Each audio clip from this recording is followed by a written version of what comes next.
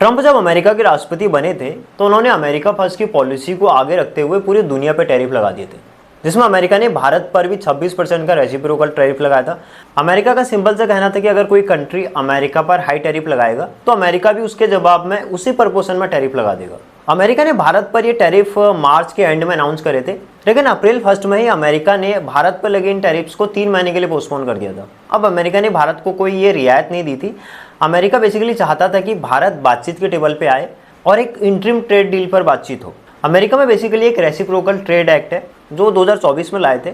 अगर कोई country America पे हाई टैरिफ्स लगाती है तो अमेरिका भी उसके जवाब में हाई टैरिफ लगाएगा। भारत ने जो अमेरिका पे टैरिफ्स लगाए हैं वो लगभग 17% के एवरेज से हैं और कुछ प्रोडक्ट पे टैरिफ बहुत ज़्यादा है, जिसमें ऑटोमोबाइल्स में 60 से 100% तक के टैरिफ लगे हैं।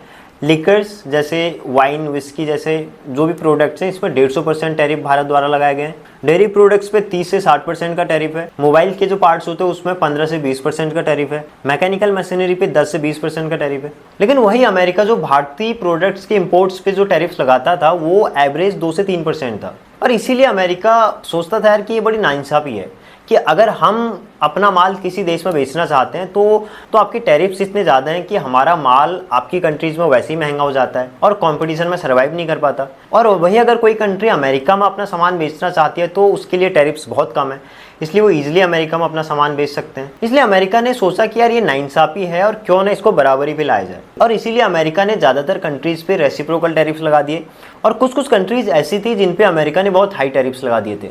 और इसी कड़ी में भारत पर अमेरिका ने 26% का रेसिप्रोकल टैरिफ लगाया था। अमेरिका का सिंपल सा कहना था कि अगर भारत बातचीत के टेबल पे नहीं आता है या फिर इंटरिम ट्रेड डील साइन नहीं करता है तो भारत के 80 से 90% के जो प्रोडक्ट्स हैं उन पे लगभग 26% का टैरिफ लग जाएगा। यानी कि भारत के ज़्यादातर आइटम अमेरिका में 26% ज़्यादा महंगे बिकने लगेंगे। अमेरिका ने इसी तरह का दबाव बनाकर ब्राज़ील और वियतनाम से भी ट्रेड डील साइन कर लिए और वही अमेरिका भारत के साथ भी करना चाहता है। अमेरिका चाहता है कि भारत के साथ कोई ट्रेड डील साइन हो, और अगर ये ट्रेड डील साइन हो जाती है तो फिर जो भारत का 26% का जो टैरिफ है वो उसमें छूट मिल सकती है। और अगर भारत और यूएस के बीच में ये ट्रेड डील साइन नहीं होती तो फिर 9 जुलाई से ये टैरिफ्स के रेट्स एप्लीकेबल हो जाएंगे। अच्छा, बेसिकली ये ट्रेड डील है क्या, इसके 2-3 कुछ मुख्य पॉइंट्स मैं आपको बताता हूँ। इसका पहला मेन पॉइंट है कि जो अभी भारत और यूएस के बीच में ट्रेड है वो लगभग 131 बिलियन डॉलर का है और दोनों देशों का टारगेट है कि इसको अगले 5 सालों में यानी कि 2030 तक लगभग 500 अरब डॉलर तक पहुंचाया जाए। भारत और अमेरिका के बीच में आज के डेट में लगभग 131 बिलियन डॉलर का ट्रेड होता है, जिसमें भारत आज के डेट में अमेरिका को लगभग 86.5 बिलियन डॉलर का एक्सपोर्ट करता है और वही अमेरिका से जो भारत चीज़ें एक्सपोर्ट करता है वो लगभग 45 बिलियन डॉलर के आसपास है। इसलिए भारत का जो ट्रेड सरप्लस है वो लगभग 41 बिलियन डॉलर के आसपास है। यानी कि इसमें अमेरिका व्यापार घाटे में चल रहा है और अमेरिका का ये टारगेट है कि इस ट्रेड डील के थ्रू इस व्यापार घाटे को भी कम किया जाए। यानी अमेरिका का टारगेट है कि एटलीस्ट जो व्यापार घाटा अमेरिका का चल रहा है उसको बराबरी पे लाया जाए। दूसरा, इस ट्रेड डील का जो मेन पॉइंट्स है वो है टैरिफ्स को कम करना। भारत अमेरिका पे जो टैरिफ्स लगाता है वो लगभग 17% के एवरेज रेट से लगाता है और वहीं अमेरिका भी भारत के कुछ सामानों पर लगभग 40% तक का टैरिफ लगाता है, जिसमें लेदर, फुटवियर्स, गारमेंट्स और टेक्सटाइल जैसे कुछ प्रोडक्ट्स हैं जिसमें अमेरिका हाई टैरिफ्स लगाता है। इसके अलावा भारत की एक और डिमांड भी है कि अमेरिका मेडिसिन, ऑटो पार्ट्स और स्टील जैसे जो प्रोडक्ट्स हैं उनको टैरिफ फ्री करे। इस ट्रेड डील में जो अमेरिका के पॉइंट ऑफ व्यू से जो बड़ी चीज़ है वो ये है कि अमेरिका भारत जैसे बड़े बाजार में अपने डेयरी और एग्रीकल्चर प्रोडक्ट्स बेचना चाहता है, लेकिन वही भारत अमेरिका के डेयरी और एग्रीकल्चर प्रोडक्ट्स को अपने बाजार में नहीं आने देना चाहता, क्योंकि भारत इन एरियाज को एक रेड लाइन मानता है। अमेरिका जिन एग्रीकल्चर प्रोडक्ट्स को भारत में बेचना चाहता है वो ज़्यादातर जेनेटिकली मॉडिफाइड है, लेकिन भारत में जेनेटिकली मॉडिफाइड जो कृषि उत्पाद होते हैं उनके संबंध में बहुत सख्त नियम है। जेनेटिकली मॉडिफाइड प्रोडक्ट्स इंडिया में अलाउड नहीं है, इसलिए अमेरिका जिन प्रोडक्ट्स को इंडिया में बेचना चाहता है उसके लिए भारतीय सरकार बिल्कुल भी एग्री नहीं है। जेनेटिकली मॉडिफाइड चीज़ें क्या होती हैं इसको मैं थोड़ा बाद में बताऊंगा। इससे पहले ये देखते हैं कि भारत अमेरिका के डेयरी और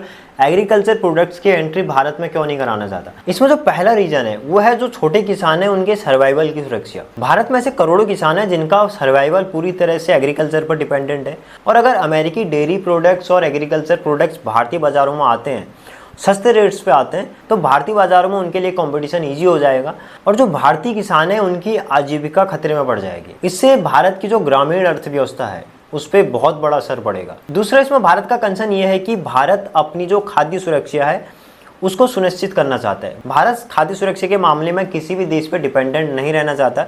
भारत चाहता है कि भारत की जो खाद्य आपूर्ति हो वो भारत खुद करे, भारत के किसान खुद करें। इसमें किसी भी देश का इंटरफियरेंस नहीं होना चाहिए, जिससे भारत के जो किसान हैं, चाहे वो छोटे किसान हो या फिर मध्यम वर्ग के किसान हो, उनके लिए आजीविका के साधन खुले रहें और उनकी सर्वाइवल पे किसी तरह का कोई संकट ना आए। और तीसरा जो भारत सरकार का कंसर्न है इस मामले में कि जो अमेरिकी प्रोडक्ट्स हैं वो ज़्यादातर जेनेटिकली मॉडिफाइड होते हैं, जिसमें मक्का, सोयाबीन, राइस, गेहूँ, जितने भी खाने पीने की चीज़ें होती हैं ये जेनेटिकली मॉडिफाइड होती हैं और भारत में इनकी एंट्री बैन है।